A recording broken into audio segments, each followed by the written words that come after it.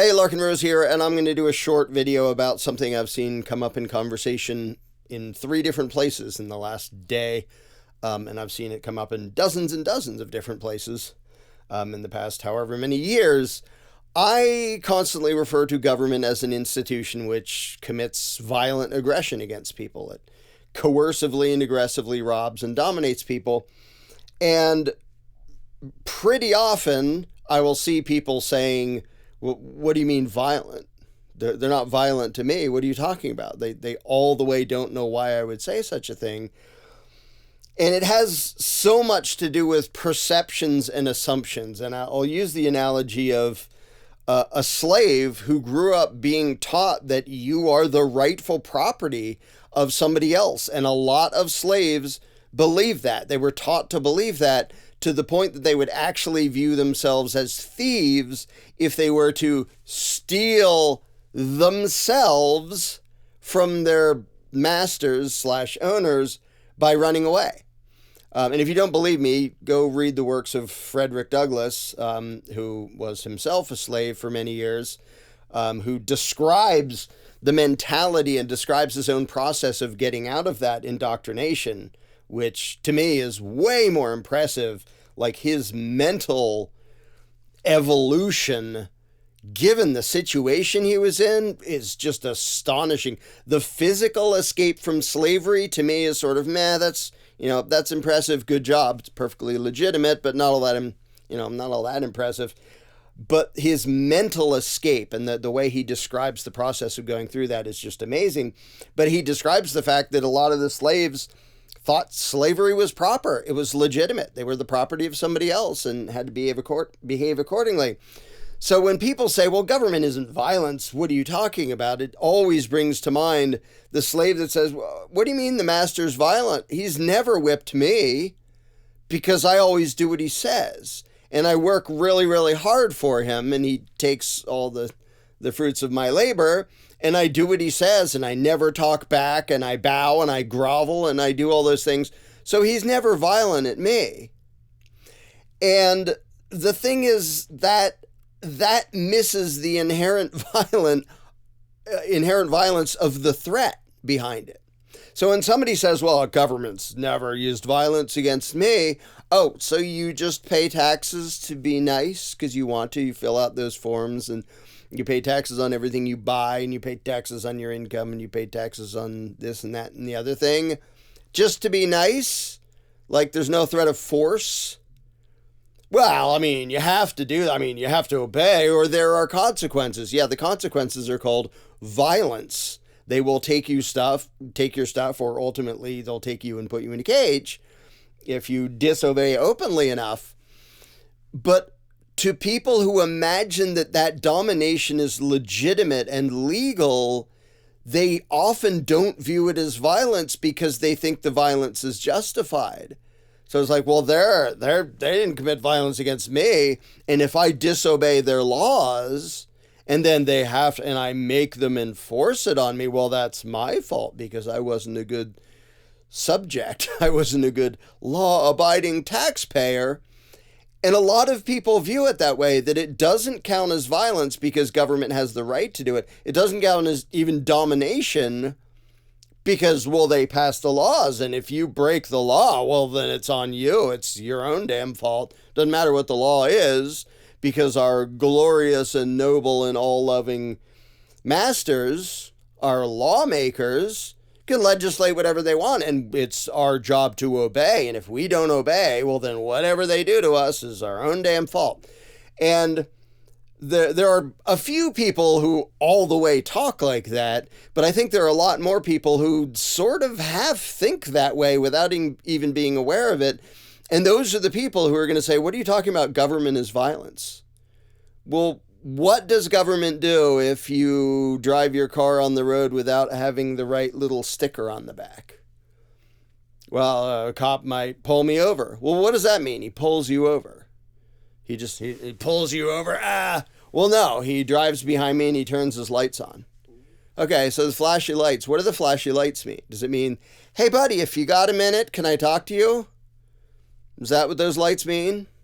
Or does it mean, pull over or I'm going to get lots more of my fellow gang members and we're going to make you pull over and we're probably going to beat the crap out of you and then we're going to take you and put you in a cage. Those lights, the flashing red and blue lights, are a threat of violence.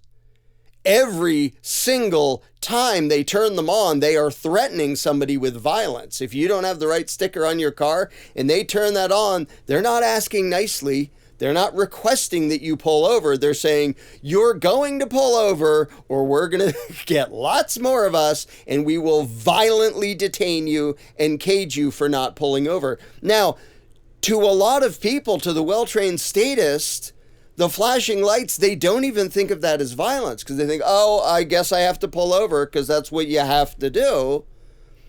Well, why is that what you have to do? Because the law and authority and stuff. And what happens if you don't? Well, if you don't pull over and do what the police says, then you deserve whatever. I mean, you can hear a bunch of people who believe in government say that. They 100% blame the victim to the point that they don't even describe it as violence. Oh, look at that guy getting hit with clubs by the people with badges.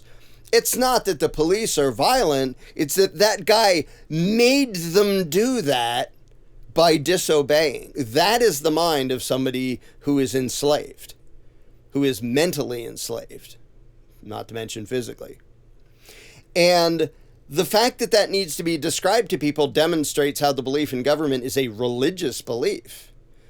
Because if without the notion of, well, we have the right to do this to you, and we have all these rituals and stuff, and the legislative process in the House and the Senate, the veto, and then we have our law books, therefore it's legitimate and you are obligated to obey. Without that feeling of obligation to obey, everybody would recognize cops as what they are, which is road pirates. They drive around looking for excuses to steal money from the people driving around to give to their political masters. That's what they do 99% of the time. I know on cop shows they boldly and bravely charge in to save the day from bad guys. In reality, that happens 0% of the time. And if you doubt it, ask yourself, how many times have you seen cops bravely riding in to save the day? If it's once, you're really rare. How many times have you seen them with somebody pulled over by the side of the road writing them a ticket? You've all seen that. You've all seen the violent extortion they do. And the fact that they don't have to follow through on the threat of violence because most people comply doesn't mean it wasn't a threat of violence. It's like if a carjacker points a gun at you and says, give me your car keys, and you hand them over, how would you respond to somebody who said, well, he wasn't violent. He just asked for your car keys. And because you handed them over, you didn't make him shoot you, so that's not violence. Yes, it is. A threat of violence counts as violence in the general way that I'm using the term. Of course that's violence. Of course carjacking somebody, give me your keys, that's violence, even if you never touch them, even if you never shoot them, because by threatening to shoot them, you made them give them your keys. That's a violent criminal act. And that's what cops do on a daily basis. That's 99% of their job is finding excuses to steal money from people. And we've all seen that on the highways, especially state troopers. What they do is drive around looking for excuses to steal money from people. And the fact that most people go along with it and don't resist doesn't mean it wasn't violent. It doesn't mean it wasn't backed by a threat of violence. Hey everyone, just quick interruption here to say, I know for all of us entrepreneurs out there, time is literally money, and that has never been more true than right now, thanks to the Federal Reserve of the United States overprinting the dollar. So every donation really counts, and we want to thank you and give you so much gratitude for all the donations we've received recently. They are very much helping us out. The link, the description below, says how to do just that. The weirdest thing, because of the indoctrination, because of the statist indoctrination that pretends that this is legitimate and valid and legal, as if that means anything, there are a lot of things that statists know and don't know at the same time. I've talked about this before. If you ask somebody, well, is it violent for them to pull you over and give you a ticket? No, it's not violent. What happens if you don't pull over? Well, I mean, they're going to follow me and blare the lights, and eventually they'll run me off the road and put me in handcuffs and put me in a cage. Okay, so they're not just asking nicely. You know it's a threat, and you know they're going to do nasty things to you, very unpleasant, violent things, if you don't obey, and yet you don't know that that's violence. And that is one example of many of the sort of weird, twisted, delusional viewpoint you have to believe in government and authority. Like, you don't recognize that as violence, even though you know damn well it's violence. Like, you know damn well what happens. And it's the same thing with, like, pay your taxes. Well, you have to pay your taxes. It's not violent. The tax system isn't based on violence. In fact, they even do the propaganda thing. Oh, we have a voluntary tax system. What happens if someone doesn't volunteer? Oh, we put them in a cage. What happens if they resist? Well, we shoot them. Oh, so your voluntary system is based on pay up or die, ultimately. But that doesn't count as violence because, hey, if you didn't obey the master, well, then you're making the master's thugs do those nasty things to you. But you're the one doing it. It's your fault. It's not their fault because they're just doing as they're told. They're just enforcing the law. And the law is this magical, mystical thing that we all have to obey and respect and go along with. And if you don't obey it and you get whipped by the massa, punished by the law enforcers, that's your own damn fault for not obeying your rightful Lord and Master. Representative government. But just the fact that you have to explain that government is violence to people demonstrates the depths of the indoctrination that has happened, because they all know what happens if you disobey. It's not that I thought you could just ignore the red and blue lights and go about your day and go, oh, I'm sorry, officer, I have a lot to do today. Maybe some other day. Nobody thinks that. Everybody knows bad things will happen to you if you disobey, including all the people who would say, well, that's not violence. Because they've been so trained to not see reality as it is that you literally have to explain something to them that they already know. And incidentally, I'm going to recommend again the random works of Frederick Douglass, because there's a great quote about how if you're going to get somebody to accept slavery, and it's just as true if you're going to get them to accept statism, you have to darken their mind and their moral sense to the point that they literally can't see reality. They have to be able to see no inconsistencies in slavery. That's almost a direct quote. You can go look up the real quote. And he was so dead on in explaining that. And it's just as true of people who believe in government and law and political authority who say, what do you mean violence? Well, yeah, of course they'll drag me away and put me in a cage if I don't obey their arbitrary whims, but that's not violent, because if I go along, they don't have to do that. And in no other setting would anybody believe such utterly insane logic. Like a carjacker that people don't accept has the right to do that. Nobody's going to say, well, yeah, he would have shot me if I didn't give him my keys, but I gave him my keys, so he didn't. So that's not violence. There's nothing wrong with that. He's not the bad guy. I would have been the one to blame if I made him shoot me by not giving him my car keys. Nobody would have that mentality. And if anybody did, everybody else would recognize them as insane. Like something is seriously wrong with your brain. But a huge number of statists believe the same thing, and they perceive reality the same way when it comes to the aggression committed by the state, to the point that if you ask them, they will describe for you the violence that the state will commit, while at the same time saying, what do you mean it's violent? Government isn't violence. And it's so weird to watch. And so if you see that in a conversation, feel free to send them a link to this video. And by the way, I'm not pretending this is some new revelation that I just figured out. George Washington said, government is not reason, it is not eloquence, it is force. It's just violence. You're going to do this or we're going to hurt you.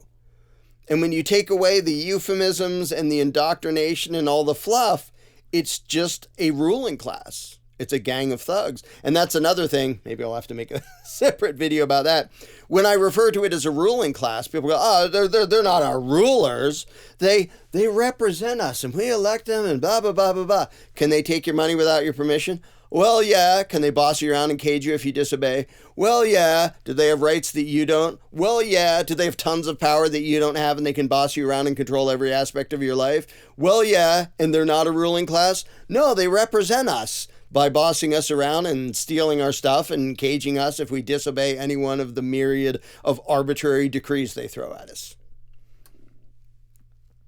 That's what you have to believe the mythology of statism.